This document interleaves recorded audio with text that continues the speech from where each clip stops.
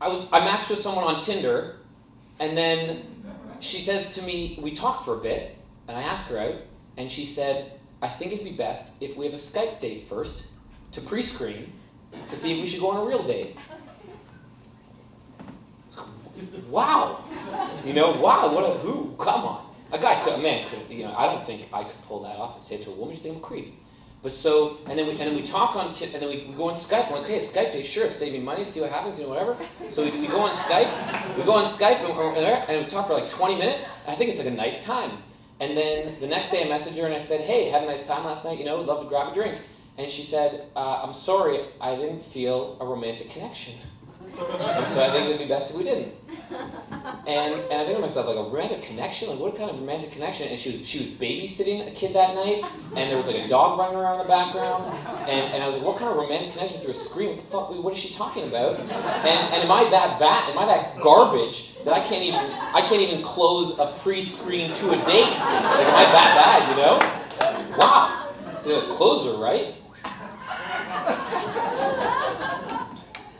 Grade 4, they bring my class down to the library, and there's a phone in the library that has a 4x4 inch screen, and we're going to talk to kids in France. And you're going to pick up the phone and speak to them, you're going to hear their voice, and there's going to be a picture that comes through every 30 seconds. You go, what?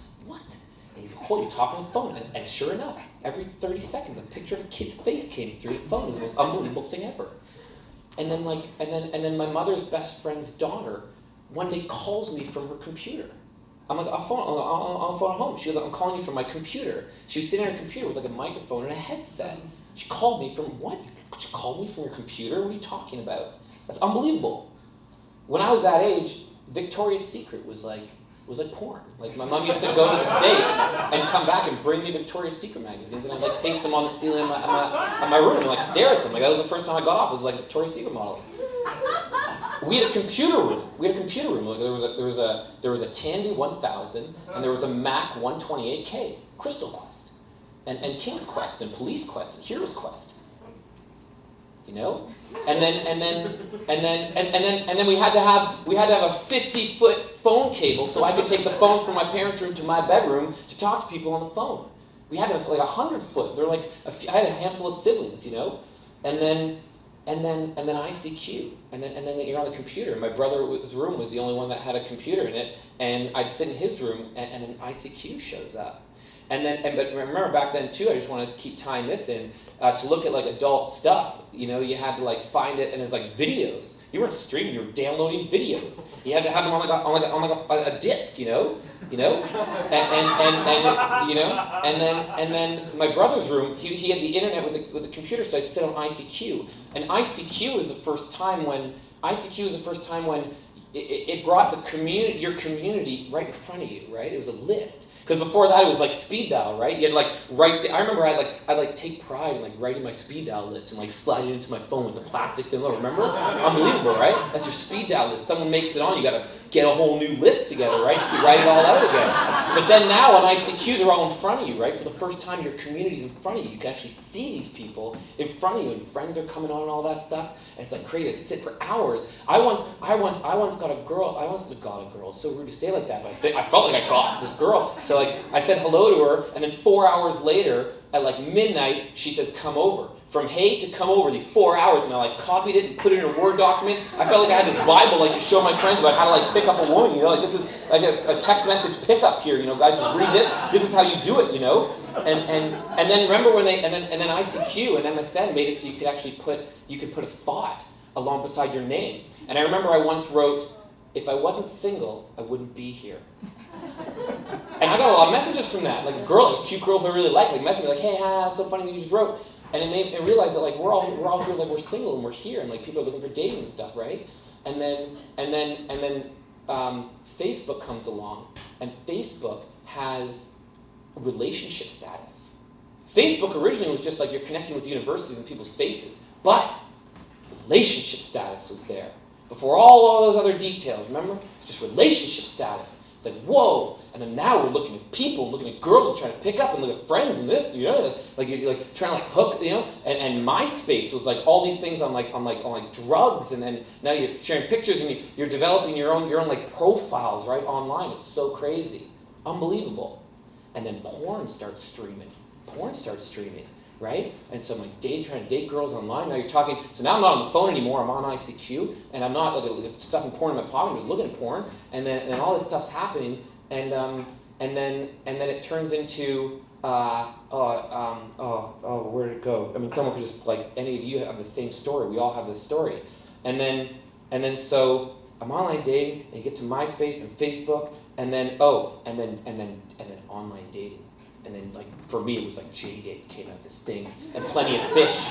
And you're like, and I made profiles, but back then I kept my face. I didn't want anyone to see my face, and I was embarrassed. I was like, I'm on these online dating sites, you know, and OkCupid and all this stuff. And now we have cell phones and we have pagers, and so dating's like become this whole crazy thing.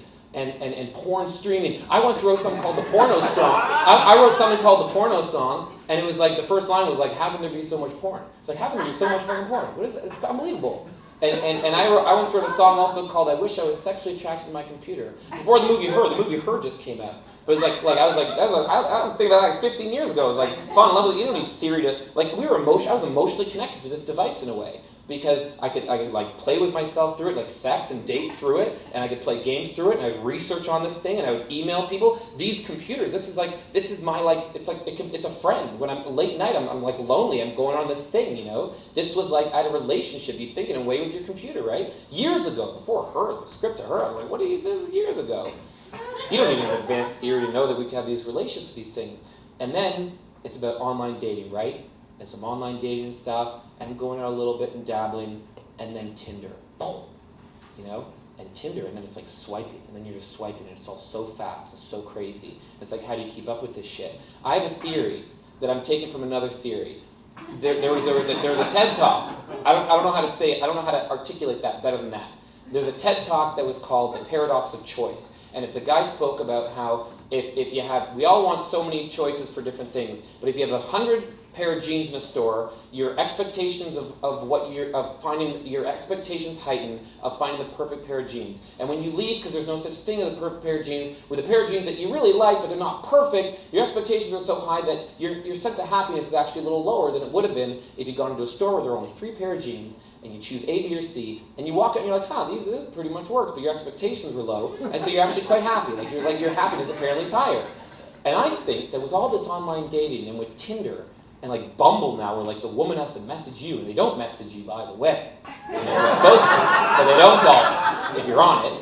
And it's like, I kind of have a theory that like all these people, all these women, I've matched with hundreds of women on Tinder. I've matched with hundreds of women on Bumble. My OkCupid's flooded. I'm not bragging, I've just been on these things for years, and it's all accumulated. Hundreds of people, back like 300 years ago, it's like the butcher's daughter and like the you know, like the woodsmith's daughter. And you have 2 choices, and that's that. And now I feel like it's because now it's all these people. I'm not satisfied with one of these 800 women. Are you crazy? I'm like thinking that there's some perfect woman out there. What the fuck is wrong with me, you know? With all of us, in a way. But the reality is, a lot of people are connecting on these things and finding these beautiful, fruitful relationships, right? And so you can't bash it entirely. It has to like keep existing. And then I think to myself, isn't it something that 25 years ago, this screen in grade 4 was the most unbelievable thing I've ever seen, a face every 30 seconds. That you fast forward 25 years, and someone's telling me through a screen that they didn't feel a romantic connection with me? And you know something? It hurt. I was sad about that. It's like, what is, you know, And I'm going to leave here, and I'm going to dive back into that world. And I'm not going to message some people sometimes, and I'm going to get stiff sometimes. And catfishing is so weird. I don't understand the concept. I don't do like, why do people even do that? And so it's like, it's such a crazy world out there, but I'm out there. And can I enlighten you to one more quick wild thing? So that's almost my train of thought about all this stuff. And where I've come from, like that computer, that thing that day in school. Get this. Ready for this? Snapchat. I spoke to a teenager the other day, and she enlightened me, teenager 17. She enlightened me to the fact that Snapchat is now younger people's. When we went from the phone to text message, which was the less personal, you pick up the phone, but now you text message. This Snapchat has bridged the gap from the text message to the Snapchat, where she says, if I want to ask a guy out, I'll Snapchat him, hey, what are you doing tonight? But he doesn't know that he's the only person I sent it to. He might think I sent it to a whole list of people. So if he doesn't write me back, I don't feel bad, because like I think he might think that, and like if he does write me back, then it's like it's cool, like, you know. So there's this new layer of disconnect. It's the less formal way of reaching out to someone for the teenage world.